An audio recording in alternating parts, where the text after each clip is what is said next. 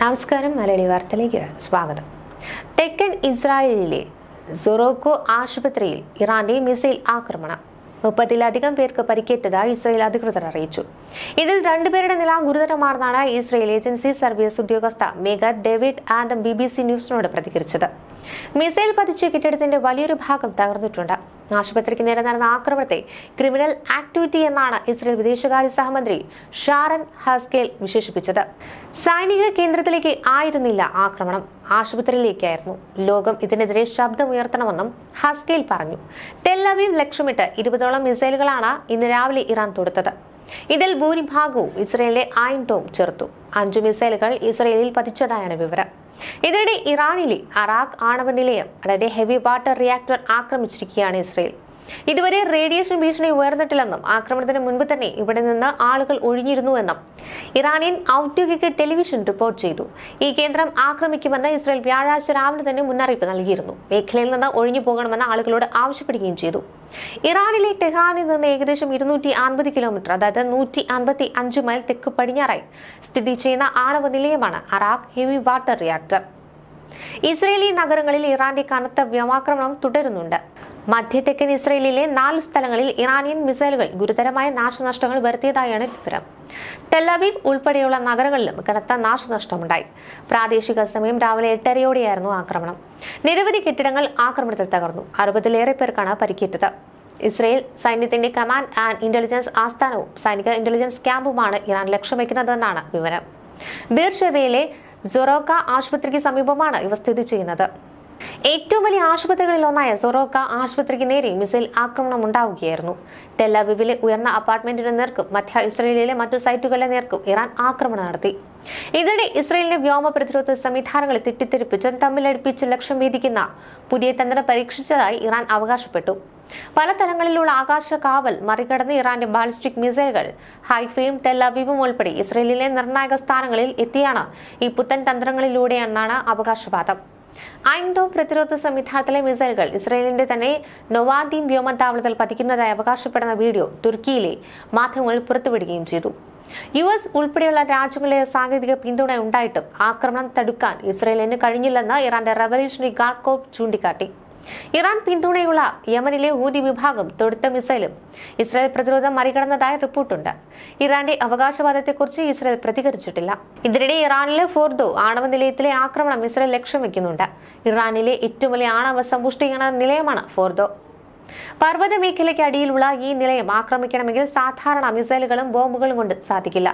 അതിന് US കൈവശമുള്ള massive ordinance penetrator അഥവാ GBU-B എന്ന ബാങ്കർ ബസ്റ്റർ ബോംബ് ആവശ്യമാണ്. ഇതിനായുള്ള ശ്രമങ്ങൾ ഇസ്രായേൽ നടത്തുന്നുണ്ടെന്നാണ് അഭ്യൂഹം. 14,000 കിലോ ഭാരമുള്ള ബോംബാണ് ഇത്. 200 അടി കട്ടിയുള്ള പാറകൾ തകർത്ത് ഉള്ളിലേക്ക് പോകുവാൻ ബങ്കർ ബസ്റ്ററിന് കഴിയും. ഭൂഗർഭ ബങ്കറിലും ആണവ കേന്ദ്രങ്ങളിലുമൊക്കെ സ്ഫോടനം നടത്തുവാൻ ലക്ഷ്യമിട്ട് വികസിപ്പിച്ചെടുത്തതാണ് ബങ്കർ ബസ്റ്ററുകൾ.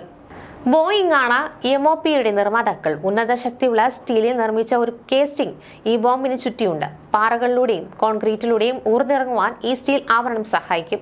2400 കിലോ ഭാരമുള്ള സ്ഫോടക വസ്തുക്കളും ഇതിന് വഹിക്കാം.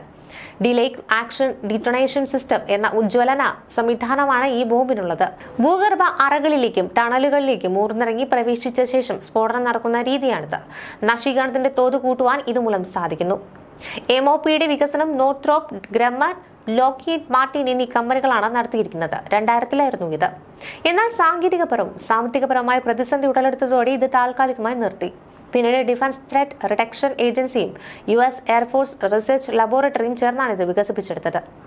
എന്തിനാണ് ഫോർഡോയിൽ ഇസ്രായേൽ US സഹായം തേടുന്നത്? എന്തുകൊണ്ടാണ് ഫോർഡോ ഇസ്രായേലിനെ അപ്രാപ്യമാകുന്നത് എന്നൊക്കെയുള്ള ചോദ്യങ്ങൾ ഉയരുകയാണ്.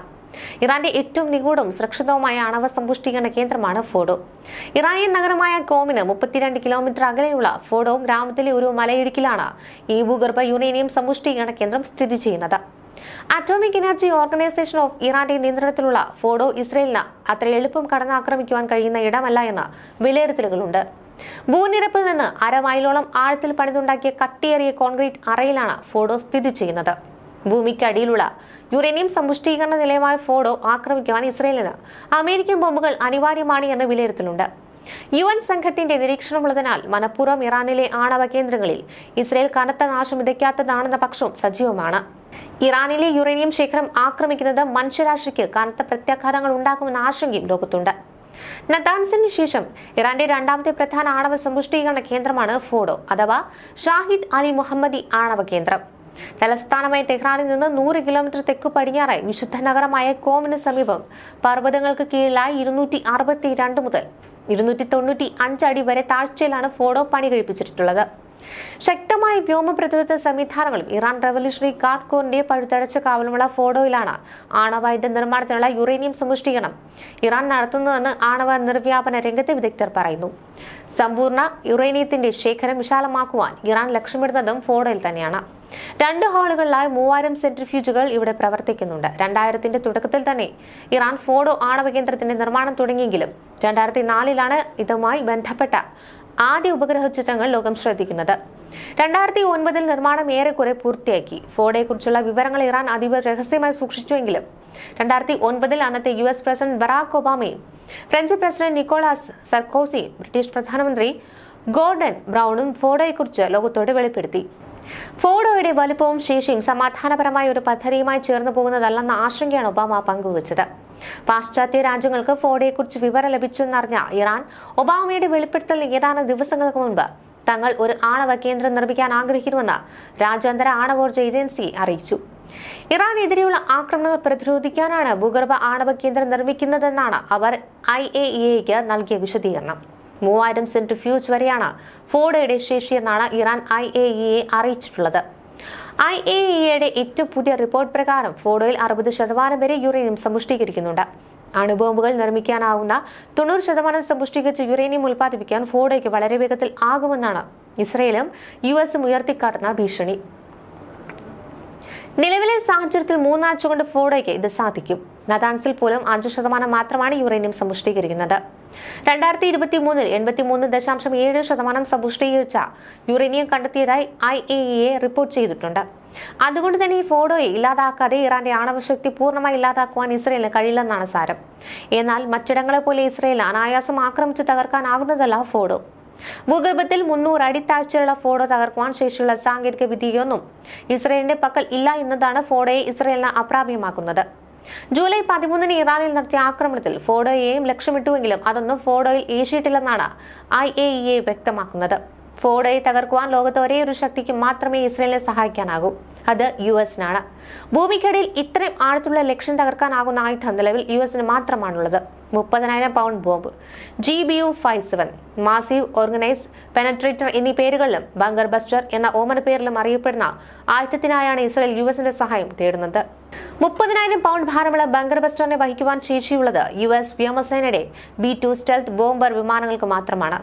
ഇതും ഇസ്രയേലിന്റെ പക്കലില്ല. എന്നാൽ 200 അടിയോളം മാത്രമാണ് ബങ്കർ ബസ്റ്ററിന് തുരന്നിറങ്ങാനാകുക എന്നതിനാൽ ഒന്നിലധികം തവണ ആക്രമണം നടത്തിയാലേ ഫോഡോയെ ചെറുതായെങ്കിലും ഒന്ന് തൊടാനാകൂ എന്ന അഭിപ്രായമുണ്ട്. എന്തായാലും ഇസ്രയേലിനൊപ്പം ചേർന്നുകൊണ്ട് ഇറാനെതിരെ പ്രത്യക്ഷ നീക്കത്തിന് US ഇറങ്ങിയാൽ വിശാല യുദ്ധമാകും മധ്യപൂർവ്വ ദേശത്തെ കാത്തിരിക്കുന്നത്. ന്യൂസ് ഡെസ്ക് മലയാളി വാർത്ത.